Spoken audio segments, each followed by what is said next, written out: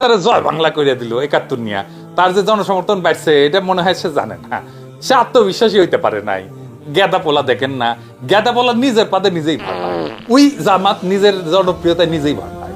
সে কিভাবে করবে নেভিগেট এই পরিস্থিতিতে বুঝতে পারতেছে না।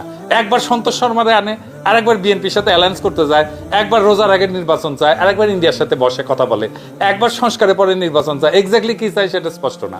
জামাতের মধ্যে কিছু এলিমেন্ট আছে যারা গোয়েন্দা সংস্থার পারপাস সার্ভ করে। শাহবাগে গিয়া গোলাম আজমের বাংলাদেশ স্লোগান তারাই দিছে।